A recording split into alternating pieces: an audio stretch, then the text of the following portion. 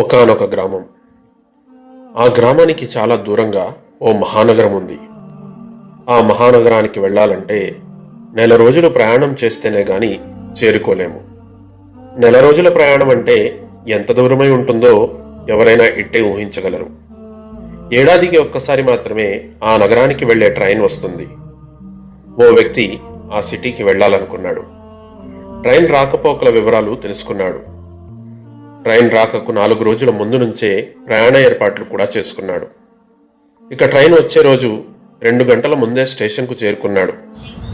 Platform మీద కూర్చొని train కోసం వేచి చూడసాగాడు. మరి కాసేపట్లో రైలు రాబోతుందన్న అనౌన్స్మెంట్ విని తెగ సంబరపడిపోయాడు. అంతలోనే రైలు ప్లాట్ఫామ్ మీదకు వచ్చి ఆగింది. మరో 30 నిమిషాల తర్వాత ట్రైన్ బయలుదేరుతుందన్న అనౌన్స్మెంటు 3 భాషల్లో మారుమోగింది. ఎండ తీవ్రత ఎక్కువగా ఉంది. పైగా ట్రైన్ అరగంట ఆగుద్ది కదా అని స్టేషన్ ఎదురుగా ఉన్న ఓ పార్కులో సేద తీరుదామని వెళ్ళాడు.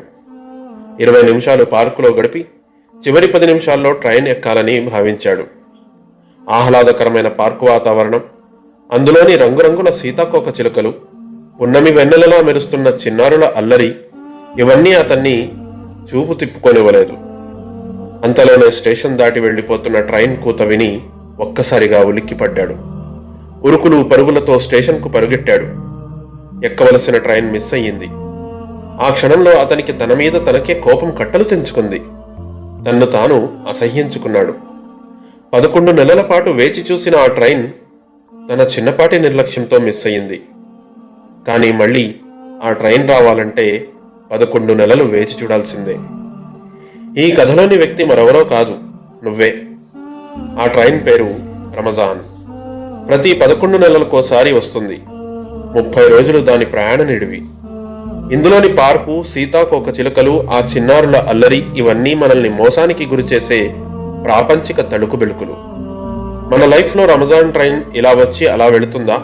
ఒక్కసారి యోచించండి. రోజా, తరావీ, సదఖా లాంటి లగేజీని తీసుకెళ్లకుండా ఉత్తి చేతులతో వెళ్తున్నామా?